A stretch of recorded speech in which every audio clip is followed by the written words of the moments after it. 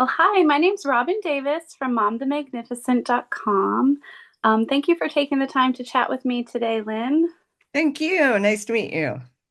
I just have to say, congratulations on such a wonderful film. It was absolutely visually stunning. The storyline was amazing, and I know editing plays a big part in the turnout of the film. So, just congratulations on that. Audiences seem to just love it. Thank you so very much. That's lovely to hear. Yeah, I was very surprised. I kept seeing the previews and whatnot, and then when I went into the theater, I was just like, wow, this was just beautiful. We did see it in IMAX, so that was really cool. But yeah, just very visually stunning. I loved it. We were lucky. I mean, our art director is incredible, and then ILM's lighting and animation. And so, yeah. Yeah, came together perfectly.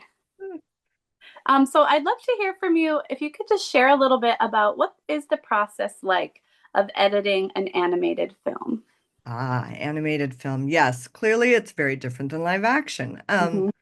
So in animated film, you're basically starting, the best way to describe it is there's a script and the script gets storyboarded and then I get those storyboards and we build that. So it's essentially putting your script in a watchable form with black and white storyboards.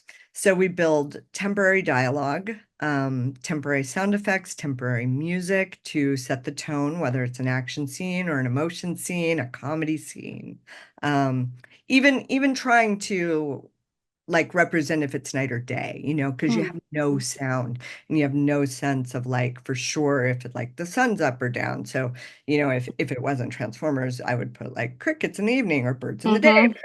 Hmm. This was challenging because we are in a whole different world. Cybertron Yeah. is a metal planet we've never been on.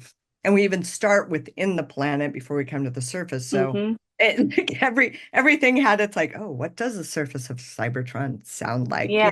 And when they're stepping, are they on organic ground or tapping like metal? So you have to find that balance when you build a film and storyboards too, that no sounds are distracting and they're just sounds that help you be immersed in what you're watching. So you have to build it in storyboards. You show that many times to teams of executives who will give notes and feedbacks on how the story's working, and it evolves over time. And then once they go, okay, work on act one some more. We've got some notes, but act two is working really well.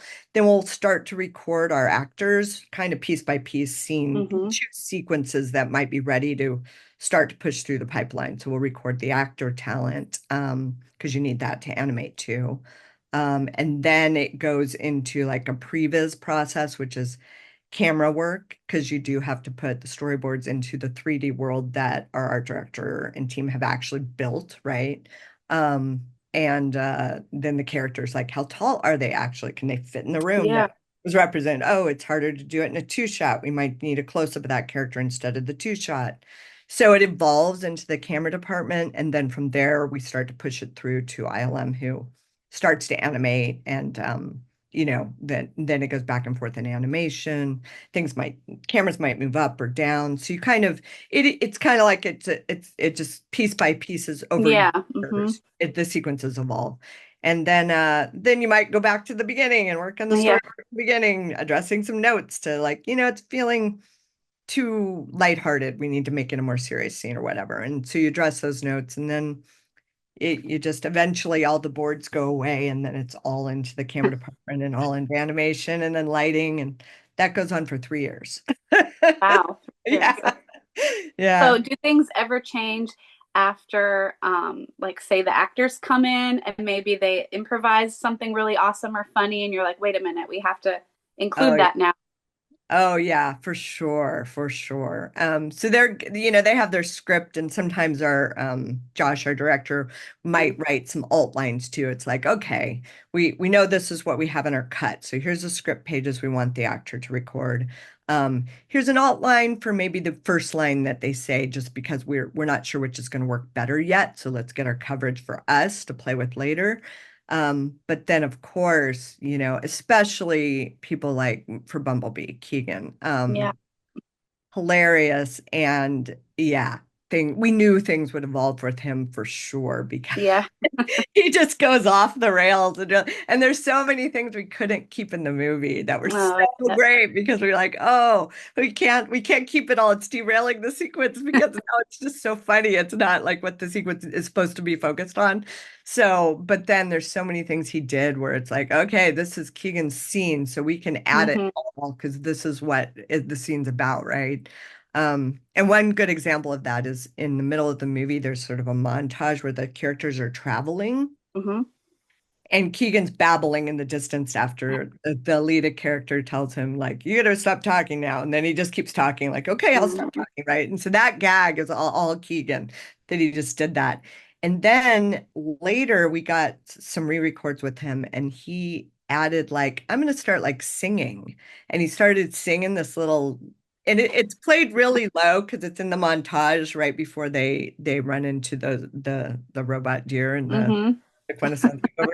And he started singing that little thing, and we're like, oh my gosh, we have to put this in the movie. We have to relook at that little montage moment and see if Wow. we put that in because it was just so funny. And and we're like, and he was singing a little song about him and his friends traveling together. And we're like, oh, this is gold. So yeah, he was definitely somebody that evolved a lot of the movie over the whole course of it to add that great humor that it needed for the back. Yeah, I Yeah. can imagine. Speaking of Keegan, that was one of my favorite scenes when they get all the way down to the basement level and they have that first interaction with him. That was Oh, just hilarious, and the whole badass audience Tron. It's all busting out him. laughing. It's all him. He came up with that too. And the way he said it and would say Yeah, it over and over again. So that was the ongoing gag that he added. So that was great. yeah, he's So, awesome. do you have a favorite moment or scene from the film? Can you pick one? Favorite moment or scene from the film? Oh my gosh, that's a big one. Um, I'm trying to think. Favorite moment of scene. Um, I I think one of the favorite scenes to edit and just Hmm. to really get the audience into the realm of the excitement and the ride we're going to be on for was the race sequence, that Yeah, and I have a strong team of editors that work with me, so it was like all hands on deck on that race sequence, right? Um it because it was challenging because that was boards and then suddenly we have camera moves and we get it into the camera yeah, but we're trying to stay with our characters. So that was challenging to like keep them connected and be able to hear them talking to each other during these exciting things that are happening yeah, in the scene. So I think that I really enjoyed that sequence, and then how it ends, getting us into the moment before they go down to meet Keegan. So I see that area was really important, just establishing our characters. And then you're meeting Sentinel Prime and all those characters right after the race and kind of during the race, you see them too. So, I'd say that moment I really liked in the movie. it was great. Great scenes. Thank you so much for taking the time to chat with me today, and congratulations again on such a great film. Thank you. Nice to meet you. You too.